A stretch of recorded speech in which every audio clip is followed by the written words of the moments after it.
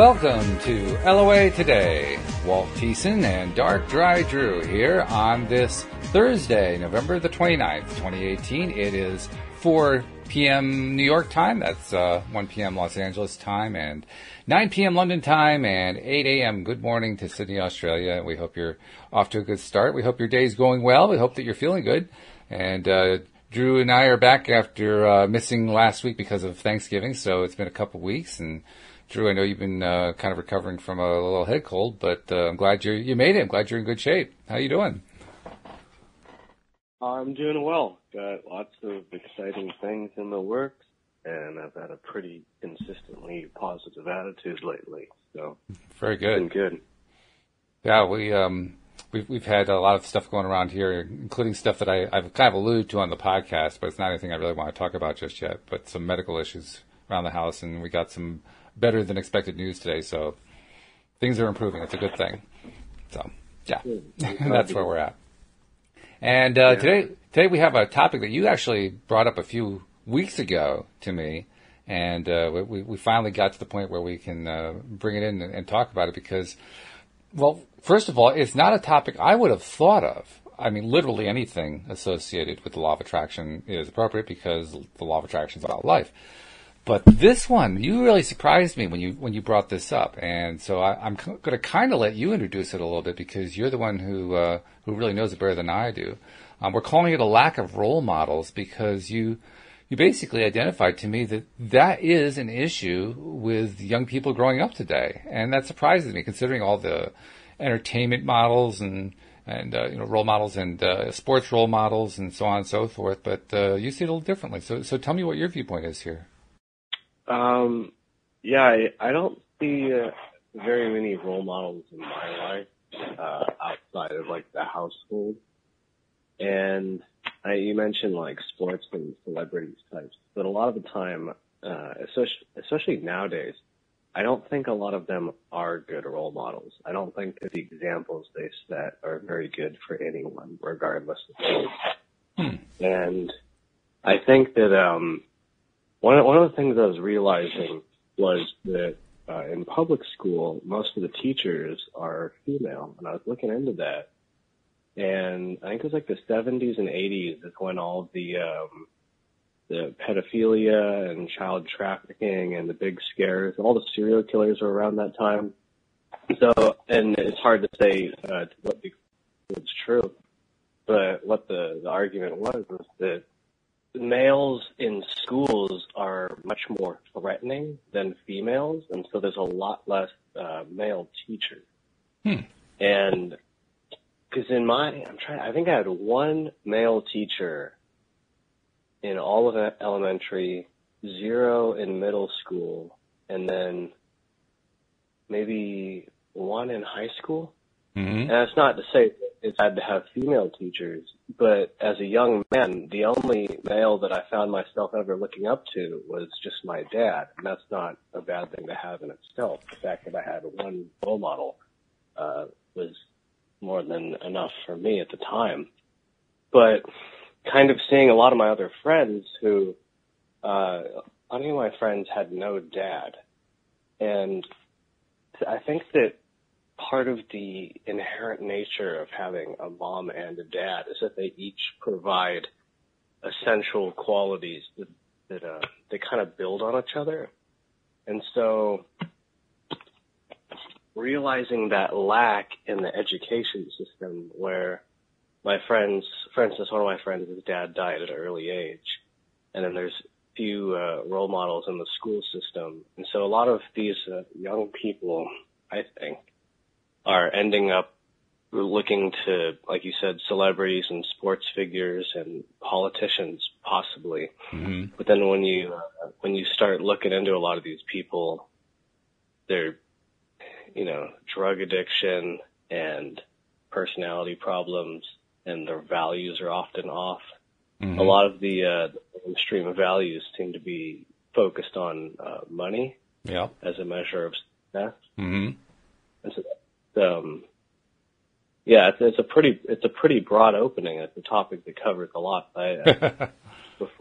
Before I say any more, do you have any?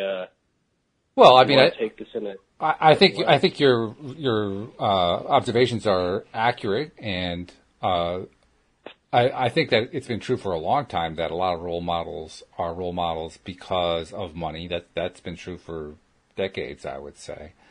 But I guess what's interesting to me is, I mean, for me growing up, my role models were mostly sports figures, not so much politicians, because I grew up in the Watergate era, so it was not too dissimilar from today, but yeah, not exactly full of role models. But there were figures in my life that I thought were good role models. It was a little bit of a confusing time, simply because gender had just become something of an issue in that time period. So that's when women's lib came along. That's when the idea of gender equality came along. The civil rights era, that was like the pinnacle of it, so to speak. Although you could also argue it was the 60s too. So there was a lot of that kind of change going on, and in that sense, it got a little bit confusing in terms of who would be your role models, who would you be looking up to, and I think it varied from one person to the next. A young woman might have certain role models from a political perspective, depending on whether or not she came from a more conservative family or more liberal family. So she might have been somebody who looked up to one of the figures on the women's lib side, a Billie Jean King or somebody like that, or she might have looked to like a Phyllis Schlafly or something like that on the right. But the idea of female role models for women was new, and it was in some ways exciting, particularly to young women at that time. Just recently, the last January, I think it is, the movie The Post came out, featuring Tom Hanks and Meryl Streep, with Meryl playing the publisher of the Washington Post. And it makes the point that she was a role model, and she was a role model to women because she stood up to the court. She stood up to the law. Basically, the court's trying to shut her paper and the Times down when it came to publishing the Pentagon Papers. That was a significant to do. And to have a woman publisher be the one who made the decision, yes, we're going to publish anyway, even though a court told us we can't, and basically leave the fortune of her newspaper up to the Supreme Court, that took a lot of guts. That took a whole lot of guts. So, I don't know, maybe the role models have changed. Maybe they aren't the same ones that we had before. I'm just kind of surprised, though, that you're saying that there aren't any that you think are really good ones, and you really dismissed the sports figures and celebrities pretty quickly. And so I'm just wondering, tell me what you're seeing there. What's missing? I guess that's what I'm saying. What's missing that you'd be looking for in a role model? I think what's missing is that the role models that do exist aren't really acknowledged as such. Oh. And that most of the people that get attention, because I'm not saying that none exist, but I'm saying that basically they're not treated in that sense. Because I have people that I look up to at this point now that I've found over time, but they're people that I've never met, that I just read about. And filmmakers and writers, all that kind of stuff. Because in college, for instance, I thought, because in high school I had two really solid role models. And they're both my English teachers, and I'm in contact with both of them still, actually. They're on Facebook, and I'll message them. But my problem was that in high school I never had like a male role model to look up to. I always had female ones. And I'm like, okay, in college I'll get a mix, because I think that everyone has different, especially because the male role model that I found in college, because I tried reaching out to different professors, and some of them, like one of them I liked, but he just was kind of not quite aloof, but he didn't really seem to want to be in that role. So I did find one, and it was my welding teacher, actually. Oh. And he was in his 50s. And what I liked about that was that when you do find role models, their age matters a lot in kind of the world they came from. Why is that? And so, well, for instance, you were mentioning well, basically all the stuff you were just talking about, if you compare the time period to now, one of the biggest differences is that we have way more access to information. Mm-hmm. So if you had known more about all of your role models in, say, the 70s or the 80s, if all of that information had been more, like, visible, where it wasn't just you'd see them maybe in the news, I think that a lot of people would have been a lot less likable, per se, that when you kind of see, and that's sort of the inherent problem of a role model that I've kind of been sort of trying to figure out, is like, do you just focus on their best qualities? If they have negative qualities, to what degree do you, hold them accountable for that? Like, and to what degree are these bad? Like, if they're an abusive person, then they're probably not as good to look up to. But if they maybe suffer from alcoholism, but otherwise they have lots of good qualities. So those are the kind of questions that I've been asking. Like, what's the benchmark for, these people to look up to? And do you look up to them for individual qualities, or do you try and get, a holistic, like, oh, this is the overall most respectable person that I've found? So all of these kind of questions, I guess. Does that make sense? Yeah, I think so. I can tell you what my perspective is. One of my role models growing up, because I was a sports fan, I grew up in upstate New York, so I was a New York Yankee fan. And, at the end of the 60s, probably the most famous Yankee was Mickey Mantle. And he was my favorite player. And he was also my role model. Now, we know since that time period that he was an alcoholic. He and Billy Martin and Whitey Ford were out partying every single night. They often played hungover. They played baseball in not the best place at all. And Mickey himself, later on, was embarrassed to be thought of as a role model because of his alcoholism. But personally, I don't know how I would have reacted if I had known all that about him at the time that I was growing up. But I thought very highly of him because he came out to talk about what he had to say. To me, that made him a role model. I don't think a role model should be somebody who is above reproach. I don't want to necessarily make somebody a role model who's a child abuser. Don't get me wrong. I'm just simply saying that just because somebody has, flaws or failings doesn't mean that they are disqualified as being a role model, in my view. My question in my own mind is, how do they stand up well? If you understand what I mean. Do they stand up and say, you know what, I've screwed up in these various ways? If they do, that makes them a good role model, in my view. Not that they were above reproach, but because they could admit their failings. That's actually much more important. When I was growing up, the biggest problem for any young male was that we were being even more trained than young males are today to bury our feelings. Males were never supposed to be weak on anything. And that was actually an unhealthy thing. And it still exists to this day to some degree, although it's not nearly as much of a thing as it used to be. But it used to be, you never, ever talked about feelings if you were a male. You get ridiculed if you did. And yet there were males who would do exactly that. One who comes to mind, again, another New York sports figure, Joe Namath. That guy just wore his feelings on his sleeve. And he was unashamed about it. He didn't care, And that shook up the whole male side. And men actually liked him. Women actually liked him even more. But, he was actually popular for that. But that was part of that transition period where there was a transitioning going on.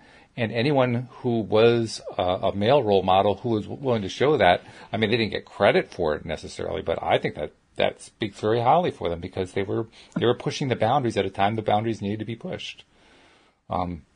So if I see somebody today who is not perhaps measuring up in every way, I wouldn't worry about too much. What I want to know is, are they a stand-up person?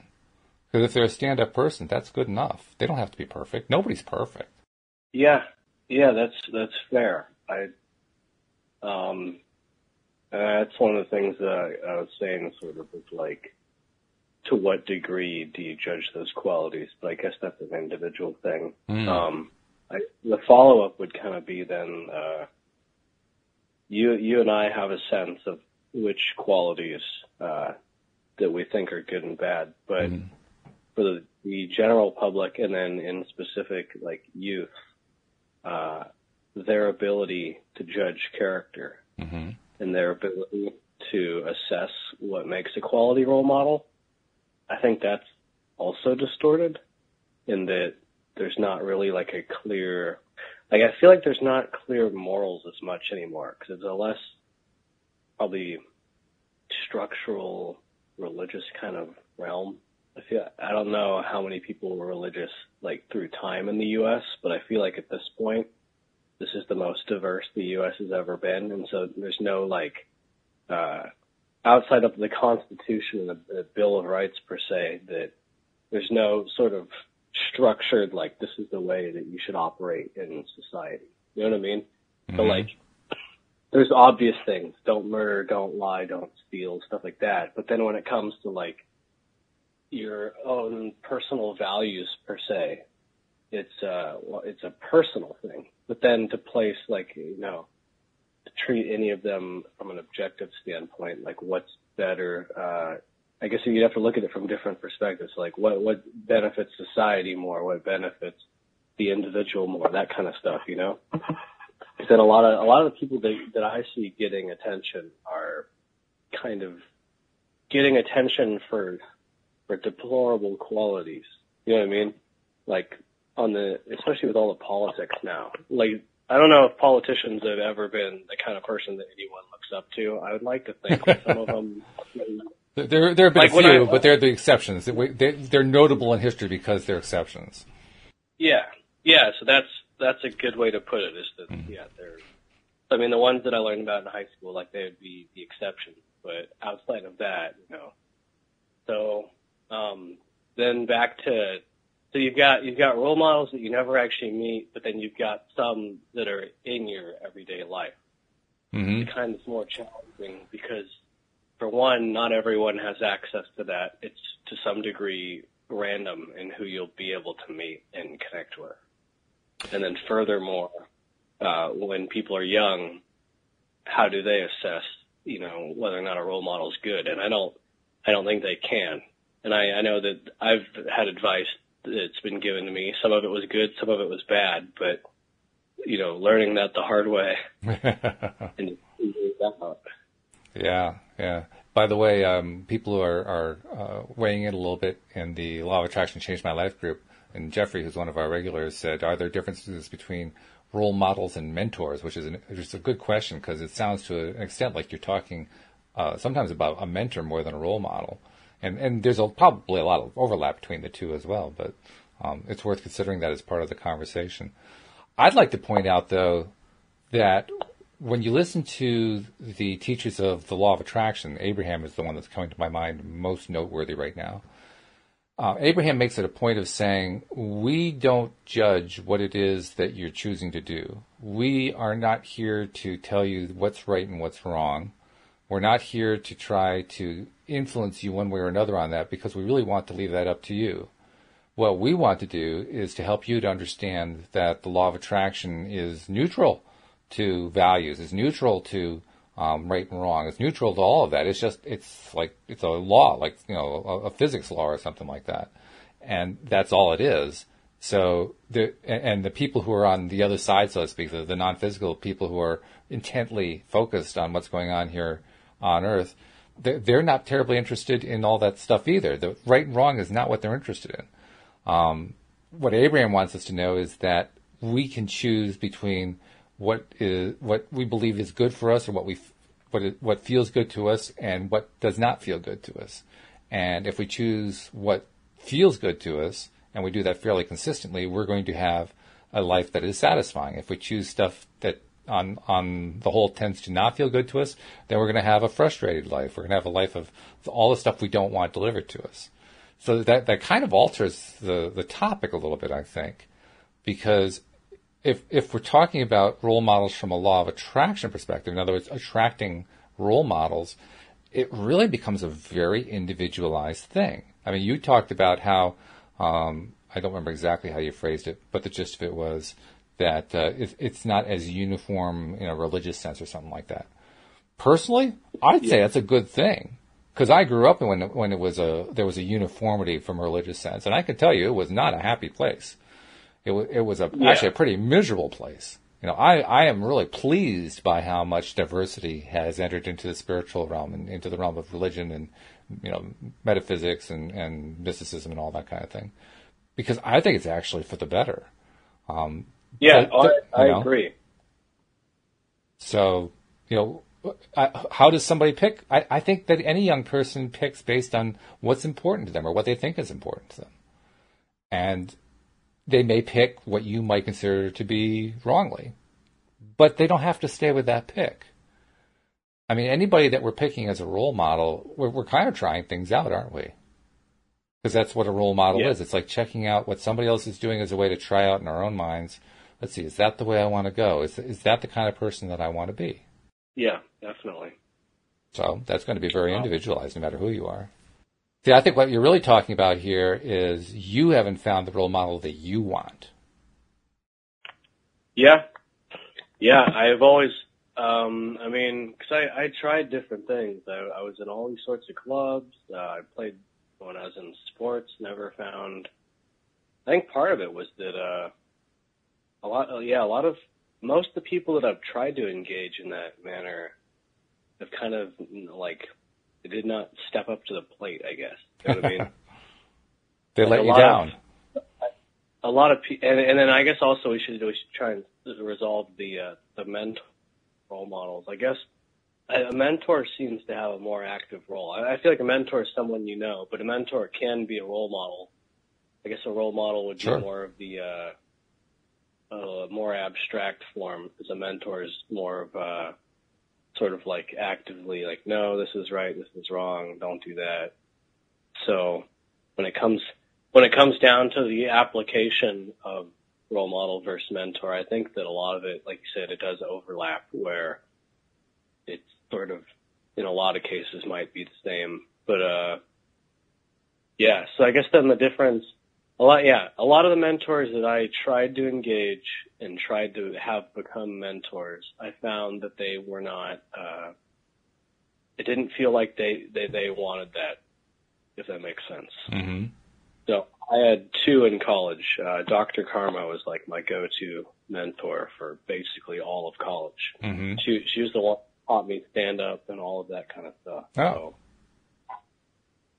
So the ones, I guess it's also then the ones that you do find are, you can't replace them. They're basically one of a kind. But, well, sure, they're going to be unique because every individual is unique. Yeah, and that makes sense. Well, let's turn it around this way. Let's treat it like a manifestation problem, right? Because that's what we talk about a lot with the law of attraction anyway. How are we going to manifest X, whatever X is? So let's talk about how to manifest a role model. Why not? If it's the model, so to speak, if you don't mind the play on words. So let's define it. Like, what for you? Can you talk about some of the characteristics that you would look for in a role model? What would you look for, or a mentor, whichever way you want to go with it? Well, one of the things you mentioned was sort of the emotional strength, which definitely has, I'd say it's gotten better that young men are able to be more emotional and not looked down upon. Sure, I agree. So that's definitely. But then you mentioned like admitting one's flaws. Mm-hmm. The follow-up to that would be actively trying to fix it, though. Mm-hmm. I know plenty of people that will admit their flaws, but I don't think it means that much if they're not willing to fix it. And what are you hoping to get out of it? Because that's why we have a role model or a mentor. We want to get something out of that relationship. So what do you hope to get out of it? Say guidance towards a more clear direction for my own life. I think that, at least for me, I end up feeling lost a lot of the times in regards to where I go. Mm-hmm. And I know a lot of my friends, because I've talked, and this seems, maybe it's just my own life and then the friends I attract, right? But sort of not connecting to most people on a daily basis, but also kind of on a larger scale of trying to find a way to meet people that kind of have a clear vision for like just making everything better, if that makes sense. like from environmental stuff, right? So like learning how to properly recycle, all the way to like being generous and kind to others, even if they're aggressive, all that kind of stuff. Those sort of qualities. Okay. So talk a little bit more then about how you would be impacted. And it sounds to me like you may even be describing more than one person, which is okay. I mean, it's actually a good thing perhaps to have multiple people that you're learning stuff from. It doesn't necessarily have to be all embodied in one person. In fact, I think that might be a mistake to make, to expect one person to match everything like that. Not that you can't attract something like that. I think you actually can attract somebody like that. But rather because if you have different people providing different aspects of role modeling to you, you're also going to be presented with stuff you hadn't thought of, just because they have other characteristics that are not necessarily the ones you attributed to them, but they're useful to you. And they play a role in helping to kind of broaden your horizons a little bit and give you new things to think about, new things to consider in your own life.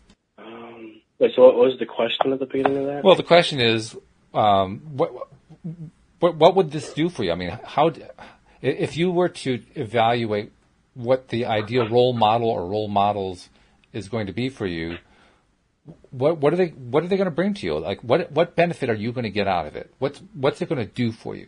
How is that going to, in some way, improve your life? Talk about that part, because that, I think, starts to get away from let's make it one particular person and gets more into what it is you need as a young person becoming a member of adult society. I think patching together my own skills and thought processes and all that from different people. Yeah. I think that is to some degree what I've done.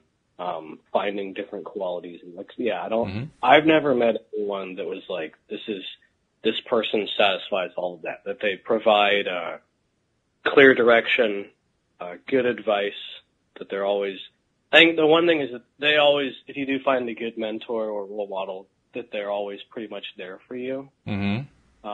Not in like, that you're always talking to them per se, but whenever you do talk to them, they're like, your interest is in their heart. So you're looking specific for somebody where it's a personal relationship. It's not like with me and Mickey Mantle. Mickey had no idea who I was. You want somebody who knows you and is interacting with you on some kind of fairly regular basis. Yeah. Yeah, definitely. Mm-hmm. Yeah. Yes. Okay. Yeah, because I'd say at home I can, like I mentioned, I've got one of my favorite authors. I read his interviews, I've seen all the films, reading all the books, all that kind of stuff. Mm-hmm. That's like a pretty good role model for my writing, for instance. But then I guess that'd be a good distinction. So then for mentors, to have, because I guess part of the problem with role models that you never meet, or if you do meet them, it's like once for 5 minutes. They sort of have this like mythical status in the mind because you look up to them, especially when you're a kid, right? But even in like adulthood now, there are certain people I'm like, oh man, like this guy's, what he's done to like sludge metal is so interesting, and it inspires me a lot, and all of that. But then in the everyday kind of sense, with regards to mentors, just finding someone to go, I guess, finding someone to go to for clear guidance and to talk to that's not my parents. Maybe that's what this is the whole time. It's almost a coach that you're describing here. You're almost describing a life coach. A life coach? Yeah. Yeah, I guess my instinctual reaction is the life coach you have to pay for. Mm-hmm. Well, not necessarily. I mean, I have like 1, 2, 3, 4, 5, 6, 7 life coaches I've co-hosted with, 5 of which are current. And, just by talking with them, both on the podcast and off the podcast, I get all kinds of stuff from them. I mean, every once in a while, like very recently, I've been dealing with this medical issue that my wife is dealing with, and a number of them have stepped up and said, hey, if you need a free session or something like that, let me know. So it isn't necessarily that kind of thing. Now, yes, you're right. In most cases, when you have a relationship with a life coach, most often it is a paid relationship. But I'm just trying to point out it doesn't have to be necessarily. Yeah. Yeah, and I don't know any personally, I guess. Mm-hmm. If I did, I do know certain like family friends and stuff that do mm-hmm. provide that role Yep. when I see them. A lot of these people, it's not all the time. I think part of it was that when I went to college, I thought that I'd meet all these amazing people, and that it'd be like way better than where I came from. What I realized is that basically everywhere is kind of the same in regards to its like allotment of interesting. So like the amount of interesting people I met in high school was like the same as college, and there's sort of this like pretentious thing where people that go to college, they think that they're better than people that don't. And so I didn't. A lot of the people I kind of, all my friends were like the ones from high school. Like a lot of the people in college, I was like, this is kind of not what I expected. And so, what was different about it? What was different about college? Yeah. They said that everyone was going to be the smartest people in, because UC Davis is like second best university, and the people there were like, they were good. I met a lot of intelligent people. Don't get me wrong on that, but one of the things, and this is like a whole other topic in itself, but sort of the idea of intelligence has been distorted because of all the like standardized testing and stuff. Yeah, tell me about it. Yeah, so it's like they say these people are smart, and a lot of them are, and they can like, they can perform brain surgery on you, but then they can't like hold a conversation. So it's one of those things where there needs to be more balance to it. And that's when the whole role model mentor thing. Maybe it is a just totally case by case basis. But yeah. It reminds me of a story that Sean Aker, the positive psychology guy, talks about. Sean went to Harvard University, and he actually applied to it on a whim. He was from Texas, from Waco, Texas, actually. And he applied because he had good grades, but he never thought, he had a chance in the world of getting in there. So when they accepted him, he was just blown away. It was like the biggest honor in the world. And yet, when he went to school there and became, part of the community at Harvard in Boston, what he found was, very much like you, he had found a whole class, a whole group of people of his own age, and they were all the most driven people. They were maniacal about studying.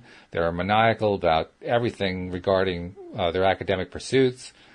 And most fascinating of all, within about 2 weeks of being in the school, they were so maniacal about it, they were suffering from all kinds of stress-related dysfunctions.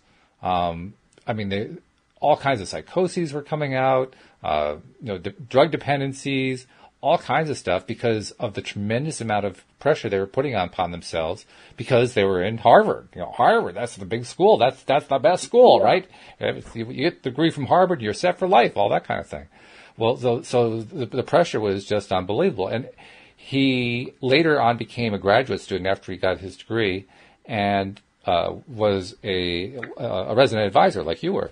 And he, again, noted that same pattern going on. And he asked himself a very important question, which led him ultimately into the field of positive psychology, which was just newly starting around that same time. And that question was, why is it, or more precisely, what is it that makes people happy, and why is it that Harvard students aren't happy? Yeah. And more precisely than that, is happy something to go for? Is that a goal? It became pretty obvious to him that for most of the kids who had matriculated into Harvard, that wasn't one of their goals immediately. That certainly was not the one they were expected to fulfill. It's not what the one their professors were expecting. It wasn't what the culture expected. And yet, interestingly enough, when Sean, as an assistant to one of the professors who helped found the positive psychology department, when they put out the first course at Harvard on the topic of happiness, it became instantly, overnight, a smash success in that more people signed up for that course than had ever signed up for any course ever in the history of Harvard. Wow. Yeah, sounds about right. You know what I mean?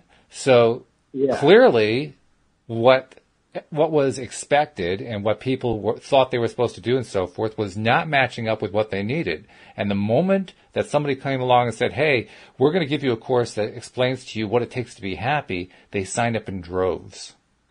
Yeah. Yeah, I can imagine. So let's bring that back to the topic then. Who is the role model here? Yeah, that's, in what sense do you mean that? I mean, clearly all these kids wanted to be happier. They wanted to find a way to be mentally whole and sane while pursuing their degrees at Harvard. And that's why they took this course. I mean, it was really, really important to them. So who was their mentor? Well, in one sense, it was Tal Shahar, I think his name is, who was the professor that offered the course. And did they know who he was? No. All they knew is that he had offered this course whose title they loved and whose description they loved, and they signed up for it. Yeah. And in that sense, he became a mentor for them. And it turns out he's actually a very boring instructor. If you ever see one of his lectures, he's like one of the most boring people to listen to. But because he had tapped into this thing, I mean, everybody was paying rapt attention to him. And Sean was his teaching assistant and was right in the middle of all that. And you learned all the stuff that was being unearthed by the positive psychology movement of the late 1990s and early 2000s, and ultimately parlayed that into a career as a speaker and teacher of positive psychology. So I've thought about psychology, or like clinical psychology most likely, because that's the kind of, it's the things like that, or teaching young people how to be happy, for instance. I understand and relate to that because the climate at universities is, and Davis was a lot more chill because I got into UC Davis and UC Berkeley, and I was looking into Berkeley, and from what I saw, it was supposed to be way more cutthroat. Oh. And I was like, that's not me. Like, I'm competitive against myself. Yeah. That's about it. Like, right. Everyone else, I don't care about it. So I went to Davis. And it was a competitive against oneself kind of an environment. But the thing I saw, and to some degree, I guess this is related to the mentor role model thing. A lot of young people, they really don't know what they actually want. I still don't know what I actually want, and I've been thinking about this stuff for this has been on my mind all the time for like a year now. Mm-hmm. A lot of the young people that I met, many of them are my friends, and they're all smart. They've been taught and told that if they just work hard and study, that they'll make it to where they want, and then they'll be successful or happy or something. Yeah. I don't know what they were told for sure, but I had countless friends who were doing like, one of my friends was doing like 24 units, which is basically double what you should be doing. Right. And he had an internship. He wants to go into neuroscience. I'd be like, hey, let's hang out. And, I can't. And so all of their time goes into studying. And all of their time goes into working at the hospital and all of that. And so by the time that they get to where they want to go, when they become a neuroscientist, for instance, they've spent so much time in books, they don't have the people skills. And then furthermore, I don't think it actually makes them happy a lot of the time. Like, all of my doctors, for one, they never helped me. But for two, none of them ever really seemed like super happy people, if that makes sense. Like, It does. I mean, again, it makes me think of a Sean Akers story. Because Sean tells the story about a guy who was a sleep researcher. And he had met Sean at a presentation Sean had made and loved what he had to say. And Sean had a conversation with him and was fascinated to find out all of this, what this guy was learning about the role of sleep in having a happy life and so forth. But Sean was like shocked because this guy was haggard, drawn. He looked like he was 20 years older than he really was. I mean, he looked like he was practically an old man, and he was in like his 30s or 40s or something like that. And Sean asked him about that. He says, I don't understand. I mean, you're teaching all this stuff that it's really clearly saying you got to have proper sleep patterns. You sleep is vital to a successful life, yada, yada, yada. And yet you don't look like you're getting a wink of sleep. And he says, Sean, I'm a sleep researcher. I'm up all night watching other people sleep. That's what sleep researchers do. So he wasn't even following his own advice. He wasn't following the thing that he had identified as being, here's what you need in order to be successful in life.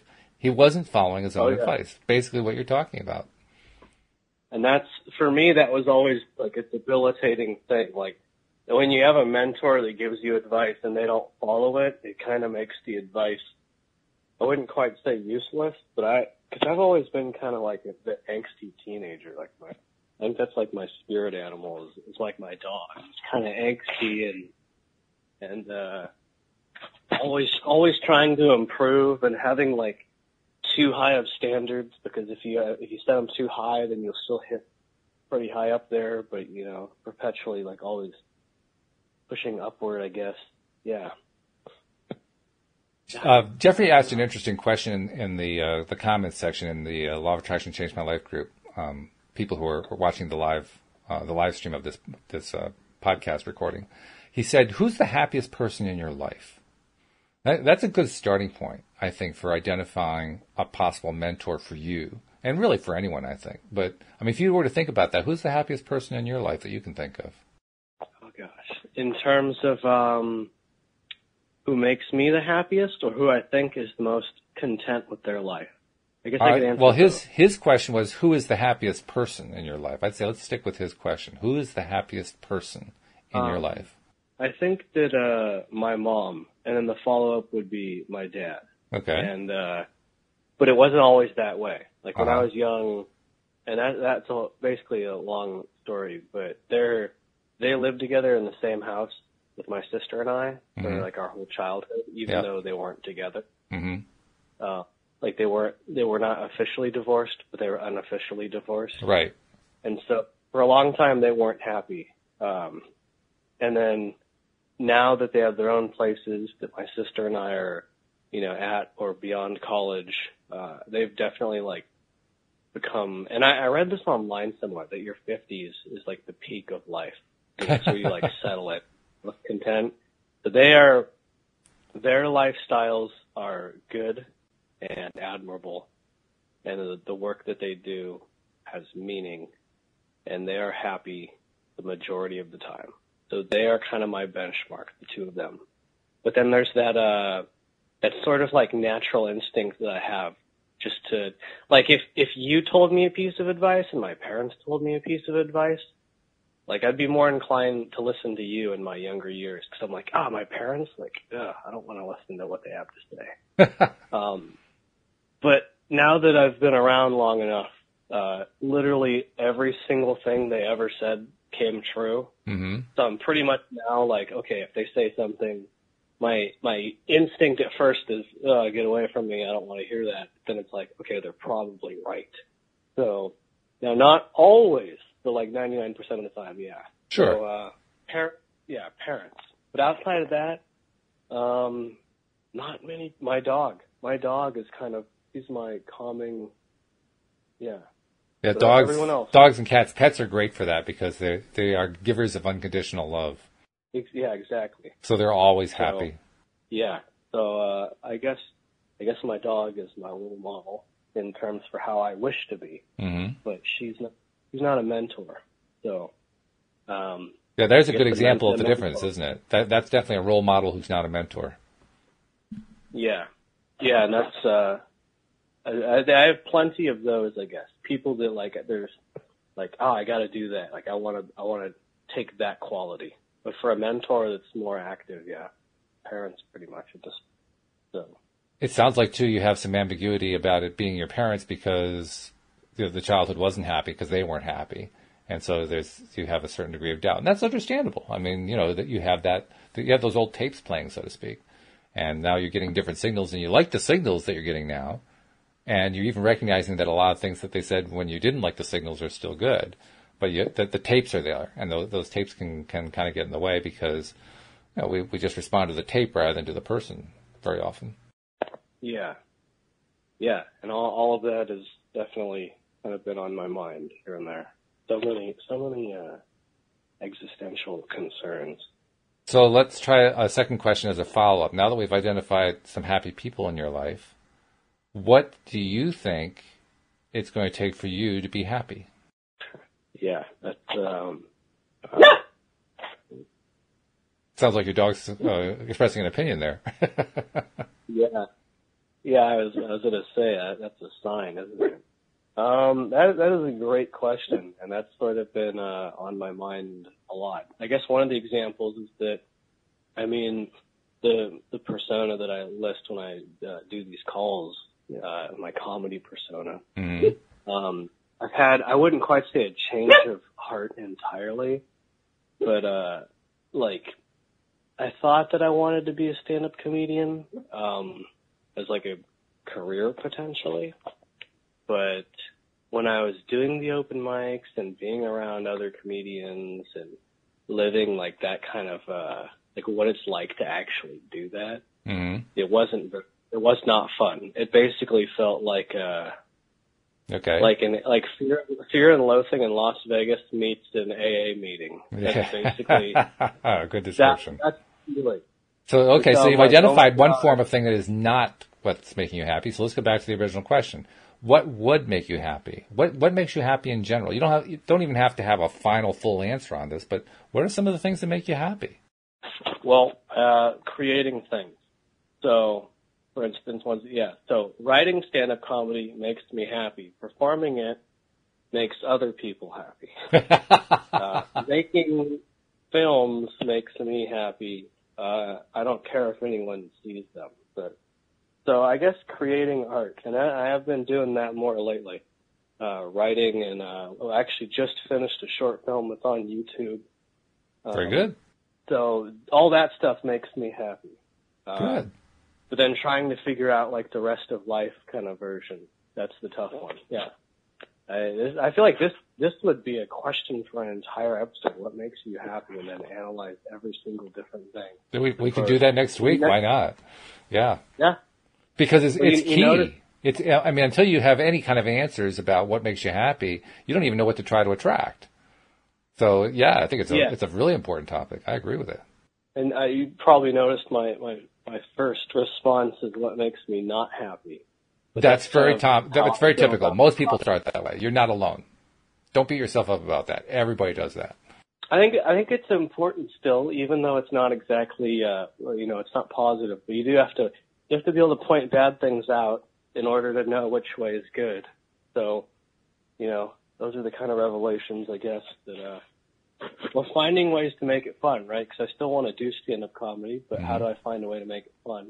And how do I be happy about it? So those are the kind of questions, if that makes sense. So, well, you've already identified part of that because you identified the writing part. You're enjoying that part. So that's kind of an entree to starting to answer that question, right? Because ultimately, I can't say that anyone ever really knows for sure completely what's always going to make them happy, partly because what makes us happy changes over time anyway. We're kind of moving targets in that sense. And partly because it's a journey. The one thing that you can probably count on is that as long as you're taking steps toward the general direction of where you think happy is going to be, and as long as you keep that as the most important thing in your heart, you're going to get there. You just don't necessarily know in advance what it's going to look like. And you don't have to know what it's going to look like. You don't have to know how you're going to get there. You don't have to know what route it's going to take to get there. In fact, I've found that if I try to predict the route, I'm usually wrong. So, that's actually a non-productive way to try to find happiness. I think you find happiness by actually just going out and finding it. And pursuing whatever passions are your current passions. And as your passions change, then you make amendments. You say, okay, well, I thought I was liking stand-up, but standing up itself is not really what I like. Okay, so I'm going to put that one behind me. And I'm going to say, thank you, stand-up, because that led me to my next thing, is I like writing for stand-up. So now I'm not disappointed that stand-up didn't work. I'm thankful that stand-up led me to the next step along the path. You see what I mean? Yeah. I was saying, now you might be one of the mentors, huh? Okay. Well, I'm glad to help if I can. So these chats always, like I forget a lot of times that we're live, but it always kind of feels like I don't like to really structure it going in. So this is kind of one of those things where it's like abstract. So it kind of feels like stumbling around and trying to figure out, where I'm at, where you're at. And Welcome to adult life. That's exactly what adult life is. Yeah. You just summarized it beautifully. Yeah. Stumbling around trying to figure it all out. Yeah, that's been the theme of the year, theme of forever. So the one thing we can always count on, though, and I'll draw this from Mike Dooley, who was one of the presenters in The Secret. The thing we can always count on is if we listen inside as we're going along, even if we start going in the wrong direction, our internal guidance will act like a GPS. And you know how it is in a GPS. Yeah. If you get into your car and you turn your GPS on and you want to head toward New York and you start driving and it turns out you're actually driving toward the ocean, the GPS will give you some message along the lines of make a legal U-turn. It's going to tell you you're going in the wrong direction. And the same thing is true with the internal guidance. You'll know. It just feels wrong when you're going in the wrong direction. So all you have to do is just pay attention to how it's feeling every step of the way. And if it doesn't feel good, you change direction. And that's how you get there. Because we don't really know how we're going to get there. We don't know where we're going necessarily. We know in general what we want to get to. And often that's the best way to start off is just say, generally, I want to be happy. Generally, I want to have a fulfilling life. And maybe even start to get a little specific about what that's like. But you don't have to start with a whole lot more than that. You just have to start taking the steps. And as Mike Dooley has pointed out, you can even have a clear idea of where you're going. You can have your vision boards in the back seat. You can have The Secret in the side seat next to you. You're in the car's turned on. But it doesn't do you any good until you put the car in gear. Yeah. All right? You got to put the car in gear. You got to go. That's the only way to have the GPS tell you whether you're heading in the right direction. I think that's definitely, I've been feeling that 100%. So that's good to hear in those terms. Yeah, that I think getting meditation sort of helped with that internal sort of GPS of like getting really noticing how everything feels. And then I think we talked about it before, tracking it from data. I started yesterday doing I have a food journal for all the food I eat since I've got stomach problems. I need to see, like I had black tea the other day, and then I had diarrhea for 3 days. So I'm like, okay, no caffeine. Like I finally determined I cannot process caffeine, most alcohol, most sugar, all that, right? So that's one. So you're getting clear GPS indications. Yeah, so that's, the time journal's the new one. Because I'm like, man, I felt like I really just messed around the whole day. And so I've been keeping track of just writing down a brief little I played video games, and then I read a book, and then I did the laundry. So, yeah, the internal GPS, I like that. And you can also you can cut yourself some slack, 'cause I guess that's what I'm trying to aim at, and say, you know what, it's okay that I don't have it all figured out. That's not necessarily a bad thing. In fact, you like tracking things. You like keeping journals and logs and so forth, which I never liked doing. So I give you credit for that. One thing that you might do is take a page out of Neville Goddard's book, because Neville Goddard suggested. Now he was talking about this in terms of a way of learning how to focus with more intensity and without being distracted. To basically remove the distraction element, so you're no longer distracted. But you could just as easily use the same method simply to help you understand where you're going. And that is, every day he recommends at the end of the day, you play the day backwards in your mind. And you do it at the point where you climb into bed. So as you're playing the day back, the first thing you say, well, I just got into bed. And before that I brushed my teeth. And before that I had some dinner. And and you just work your way back as best you can remember to all the things that happened throughout the day. Now it does a couple things. First, it's a log, and you're playing the log backwards, but it's a log. You're creating a log of your day. So you don't feel necessarily that you wasted your day, because now you know what you did. And even if some of the things that you did were stuff that you wish you'd kind of done otherwise, it's still valuable because you've logged the fact that you did things that, no, I don't really want to go that direction, so I don't need to do that kind of thing anymore. In other words, it's not something for beating yourself up about that you, oh, geez, I shouldn't have wasted my time doing that.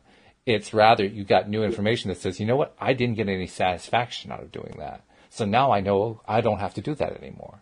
You turn what was previously a negative into a positive, all because you're working through the day backwards and mapping out all the things that you did. And because you map it out backwards that way, it's also forcing you to kind of rethink how the day went and maintain that focus as you're doing it. So that's where the focus part is being developed. You're developing your ability to focus your mind specifically on what it is you're trying to do, which is to map the day, to log the day. So your focus is really being developed. So you're getting both benefits out of it. You might try doing that. I wrote it down. I'm going to try it. I like that idea a lot. Yeah. It definitely kind of makes sense with a lot of the other stuff I've been sort of working on.